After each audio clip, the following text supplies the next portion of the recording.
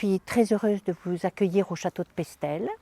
Cette ancienne forteresse servait à défendre toute la vallée, parce que nous avions beaucoup d'envahisseurs à cette époque-là. Le château est situé à 700 mètres d'altitude, donc c'est un château de montagne quand même. Le donjon fait 40 mètres de haut, vous le verrez plus tard. Ce château a été habité par 4 familles différentes, mais qui sont en fait toujours la même famille. Il n'y a jamais eu de vente ou d'achat. C'est 4 familles par alliance. Le château a quitté la famille simplement pendant 80 ans, au moment de la Révolution. Le château a été pris comme bien national et a été racheté par l'arrière-grand-père de mon mari un petit peu plus tardivement. Alors maintenant, nous allons parler de l'architecture. Comme vous pouvez le voir, le château se compose de plusieurs blocs différents. De chaque côté, vous avez des ailes qui ont été rapportées dans les travaux du 19e. Ça a été des travaux colossaux. Derrière, vous pouvez voir l'énorme donjon qui a 40 mètres de haut et qui, lui, est la partie la plus ancienne du château. Alors, maintenant, je vous invite à suivre. Nous allons rentrer à l'intérieur du château pour voir tous les travaux qui ont été effectués ces dernières années. Le tympan que vous voyez là représente l'alliance de 2 familles, les Tessières avec les losanges et les Montama avec les lions dressés.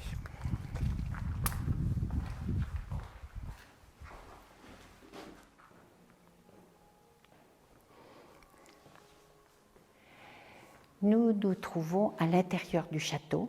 Cela est le hall d'entrée. Il a été construit au 19e. C'était une ancienne cuisine.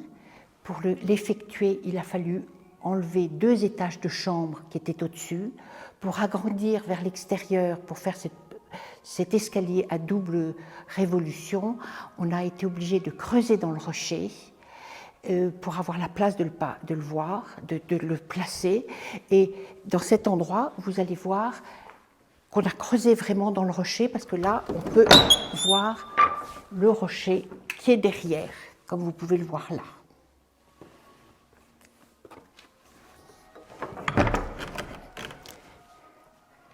Alors ce hall est tout à fait dans le style néo-gothique. Ici, vous pouvez voir une très belle tapisserie qui représente Judith et Holoferne, mais surtout la tapisserie est amusante parce qu'elle a été retrouvée tout à fait par hasard dans les remises des cochers. Elle recouvrait une vieille voiture à cheval, comme si c'était une tapisserie de rien du tout, alors que c'était une belle tapisserie du XVIe. Maintenant, je vais vous emmener dans la salle des gardes.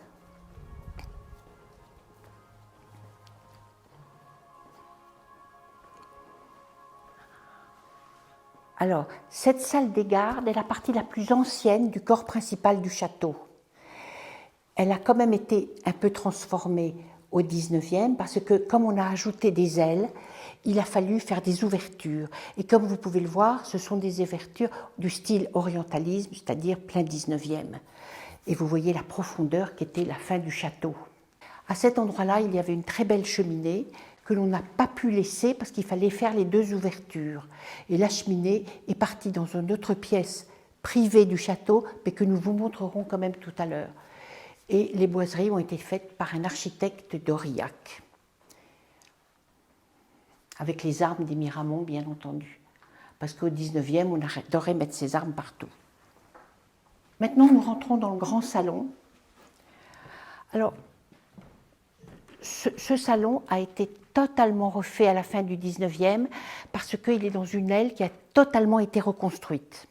Les travaux ici ont fini très tardivement, dans les années 1913 à peu près. La fin de la décoration totale a été finie à ce moment-là. Et nous pouvons le constater par ces cartons qui représentent tout à fait l'art nouveau. Vous voyez, on voit l'enroulement des racines, enfin qui sont très typiques, et qui représentent les 5 sens.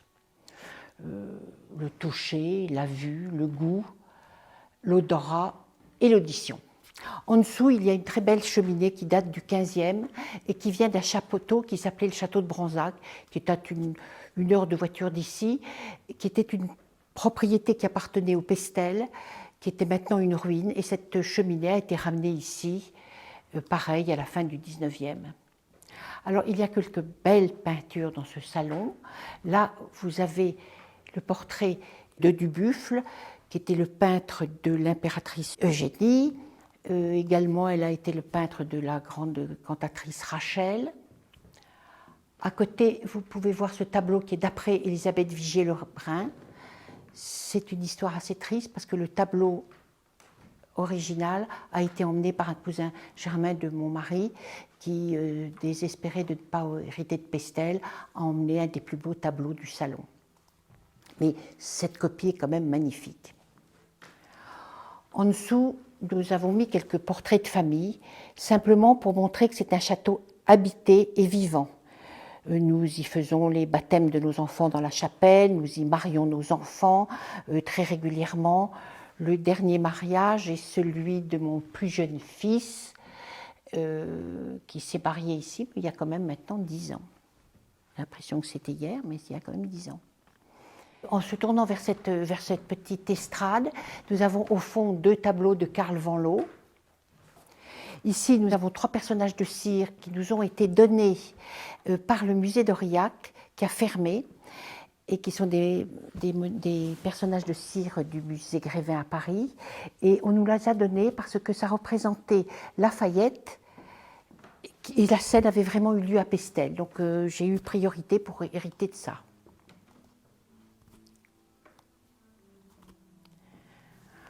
Voilà, alors nous allons maintenant, si vous le voulez bien, monter au premier étage, où là, plus on monte, plus nous reculons dans les siècles.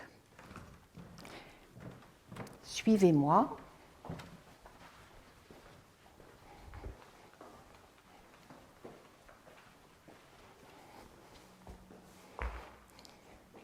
Alors là, vous voyez les lions très caractéristiques du 19e.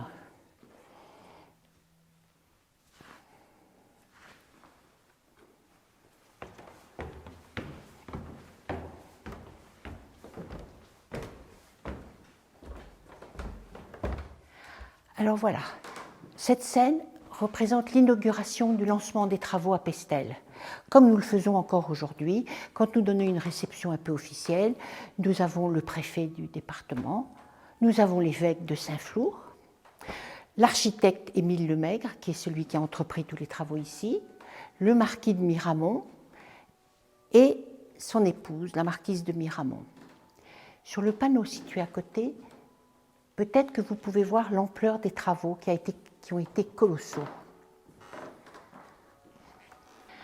Alors, dans la construction de ces travaux, j'ai lu dans une lettre, dans cette petite archive, que les grands-parents avaient mis un petit peu d'or dans le pied d'un des donjons, d'un des constructions.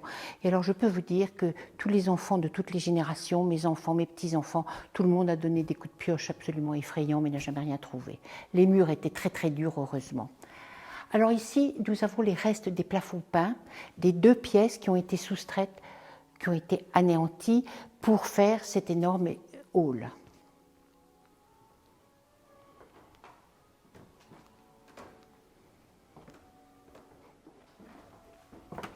Ici, nous nous retrouvons dans une des 2 chambres qui ont été refaites au XVIIe siècle et qui sont des scènes évidemment de la mythologie. Celle-ci représente la renommée avec les cheveux transformés en serpents. Aux 4 côtés, nous voyons les demoiselles de Miramont qui n'ont pas pu se marier parce qu'il n'y avait pas de parti assez puissant pour elles. Donc on en a fait des religieuses et la famille avait créé un couvent à Vic-sur-Serre pour les caser. Derrière, vous avez un tableau qui représente mademoiselle de Miramont, qui est la sœur du père de mon mari, de mon beau-père, qui est rentrée religieuse, toute jeune. Et là, ça représente sa dernière... Elle a été peinte pour son dernier bal. Et cette toilette, chose extraordinaire, j'en ai retrouvé des morceaux, dont l'éventail, très récemment dans une malle, dans un rangement. Nous allons passer dans l'autre pièce des plafonds peints. Alors, nous avons ici également une scène mythologique. C'est le pauvre Icare qui s'est approché trop près du soleil et qui s'est écrasé dans la mer Égée. Alors, on situe tout à fait l'époque où ces deux pièces ont été refaites, c'est-à-dire vers 1608, parce que c'est l'époque d'une alliance entre les Miramont, où vous pouvez voir là-haut les armes, et les Bardonnens sans sac, là. Donc ça nous situe tout à fait l'époque. Admirez la très belle frise de fleurs. Cette pièce a été complètement remaniée parce que j'ai eu un tournage de film il y a une quinzaine d'années et le metteur en scène avait un spécialiste de la décoration de cette époque et s'est promené dans Pestel pour rassembler et pour faire une très belle harmonie. Et c'est vrai que la pièce a été totalement transformée. Nous allons maintenant encore reculer dans les siècles et nous allons partir à l'assaut du donjon.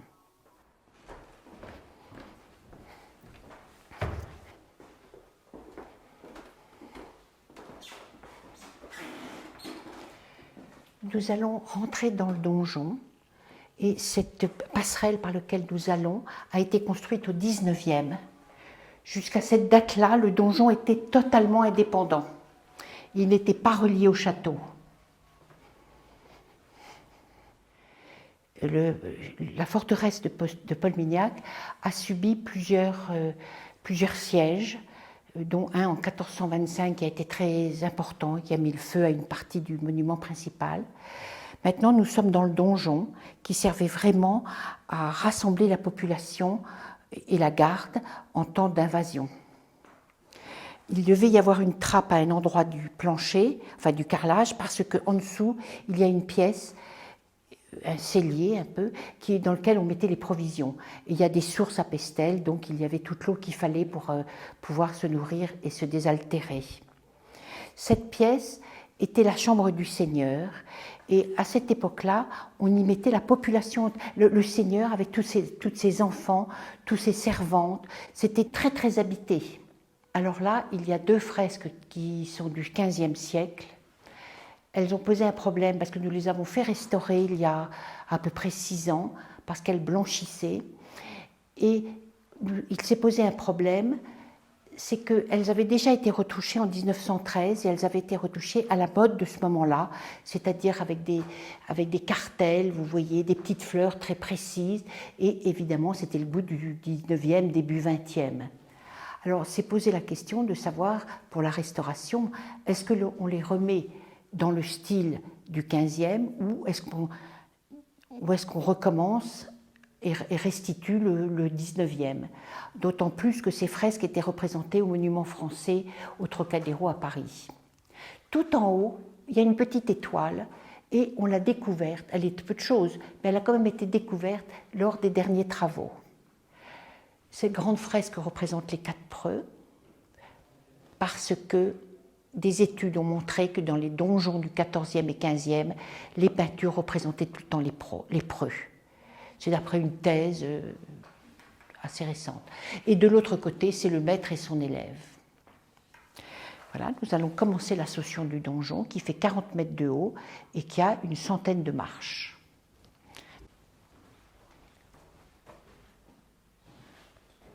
Alors là, nous sommes au premier étage du donjon.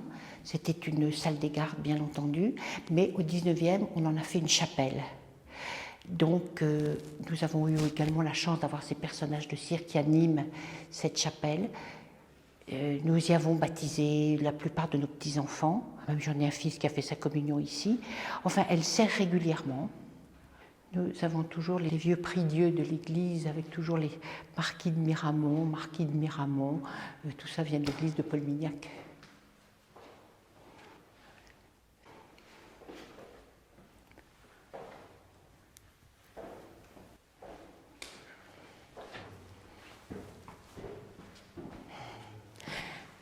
Nous nous retrouvons dans une des salles des gardes qui avait la particularité, en cas de surcharge, de pouvoir mettre un plafond qui était posé sur ces piliers et qui était démontable. Parce que, comme dans la chambre du Seigneur, c'était des pièces où ils s'entassaient à très très nombreux. Alors ici, nous en avons fait la salle des archives. Alors voilà un tableau qui représente la généalogie de la famille. Nous sommes par là. là, c'est le coin de mes enfants, de mon mari, de moi. Et puis, vous pouvez voir, je suis bretonne. Je suis bretonne. Oh, il n'y a même pas mon nom. Ah si, mais il est effacé. Et puis, au-dessus, vous voyez des photos de châteaux. Alors, c'est le château de Pestel, le seul qui reste de la famille. À côté, le château de Pauillac, qui a été vendu il y a une quinzaine d'années. C'est à 100 km d'ici, du côté de Brioude. Le château de Fargues, pareil, qui a quitté la famille il y a à peu près 60 ans. Les châteaux qui sont de ce côté étaient les possessions de la famille de Cassagne de Miramont, dans le Rouergue, parce que la famille vient du Rouergue, mais a émigré dans le Cantal en 1608 à peu près, par son mariage avec une Pestel, une demoiselle de Pestel. Et comme je vous le disais tout à l'heure, les 4 familles se sont succédées, mais c'était par alliance et non pas par vente. Alors, ici, nous avons quelques lettres, quelques manuscrits. Vous pouvez y voir les signatures de tous les grands rois. Et puis, à côté, vous avez l'érection par le roi Louis XV du marquisat de Cassagne de Beaufort sur la terre de Pestel. C'est-à-dire que le titre de marquis appartient à Pestel, au château de Pestel. Nous en avons les papiers. Bon, différentes petites, des passeports, des jeux de cartes, des assignats, des terriers. Mais le grand-père de mon mari, en 1933, a laissé cet écrit qui était assez beau, je vous le montre. Attendez, je vais quand même vous mettre ça derrière à cause de la transparence.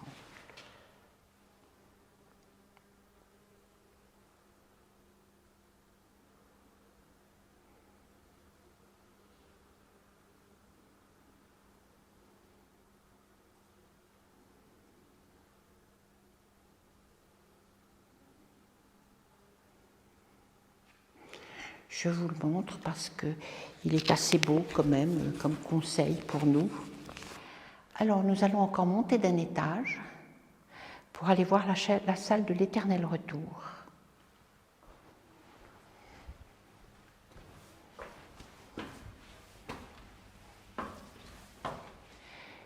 Alors nous avons fait la salle de l'Éternel Retour parce que pendant la guerre, en 1943, a eu lieu le tournage de ce film qui est resté un film culte. Les acteurs étaient Jean Marais, Madeleine Sologne, les Delannoy pour les conversations, enfin pour les discussions, et Jean Cocteau pour la mise en scène. Et là, nous avons des lettres de chacun de ces acteurs qui remerciaient pour le tournage d'avoir été accueillis à Pestel. Nous n'avons malheureusement que pas beaucoup d'explications sur ce tournage en pleine guerre parce que nous n'étions pas nés et il n'y a plus personne de cette époque-là qui peut nous raconter, donc on n'est pas du tout au courant. Alors maintenant, nous allons vous emmener encore à un étage qui est le chemin de ronde, et là, avec une très belle vue sur tout le panorama. Les monts du Cantal, la campagne cantalienne, la rivière la Serre, parce que ce château était fait pour protéger cette vallée. Alors nous avançons maintenant vers la cuisine qui a été créée en 1900 et qui a servi jusqu'en 1995. Nous passons dans la partie service. Et ici, c'est le monte-charge qui a été fait pareil en 1900 ou 1890, je ne sais plus exactement, et qui nous sert tous les jours encore. Vous voyez le maniement, c'est pas si léger que ça, mais ça nous fait faire de l'exercice, et ça nous sert tout le temps, tout le temps, tout le temps. Ça intrigue beaucoup les visiteurs qui me disent de l'électrifier. Alors nous avançons maintenant vers cette grande et belle cuisine. Nous l'avons refaite exactement de la même manière de ce qu'elle a été depuis 1900. Et nous avons reçu le prix de la Cornue en 2002, qui est la récompense pour la plus belle cuisine de l'année. Alors ici, vous voyez un cantou, c'est une spécialité cantalienne, avec ces deux petits bancs de bois qui servaient pour garder le sel. C'est la place des grands-mères. Deux personnages, toujours des personnages de cire, que nous avons habillés, comme vous pouvez le voir, avec des livrets que nous avons trouvés ici dans les réserves. Et alors là, on peut admirer les boutons de livrets qui représentent les armes des Miramont et de l'arrière-grand-mère Roger.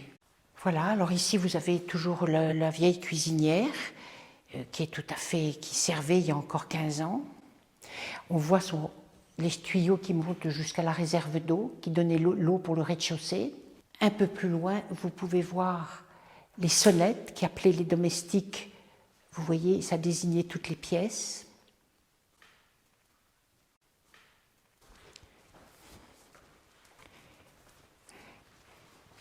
Et à cet endroit-là, vous pouvez voir la souillarde qui était faite pour la vaisselle, le découpage des volailles, des viandes, en un mot pour tout ce qui était un peu sale.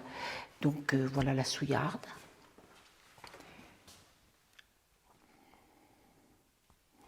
Le personnage astique les cuivres.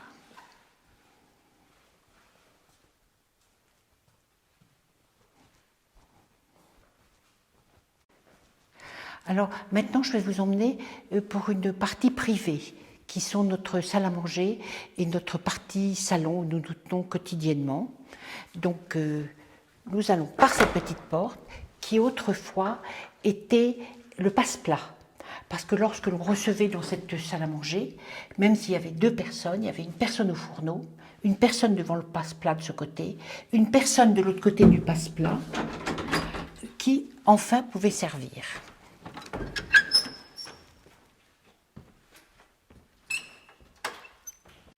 Ici, c'est notre pièce quotidienne, qui est toujours un petit peu en désordre, évidemment, mais nous sommes quand même très heureux de vous la présenter parce qu'elle n'est pas ouverte à la visite. Alors ici, vous voyez que c'est fait dans le style néo-gothique, absolument pur. Le mobilier a été fait à Aurillac et commandé pour Pestel. La cheminée était une très belle cheminée qui venait de la salle des gardes, mais qui a été transportée ici parce qu'il y avait la place de la mettre, et elle a été recouverte de plâtre à la manière du 19e, parce qu'il fallait toujours, bien entendu, qu'il y ait ses armes et tous ses attributs de sa noblesse partout. Ça, c'était une caractéristique du 19e. Enfin voilà, ça a été un plaisir de vous expliquer un petit peu Pestel. J'espère que ça vous a plu, que vous avez passé un bon moment et que cela vous donnera envie de revenir. Et ce sera un plaisir de vous y accueillir.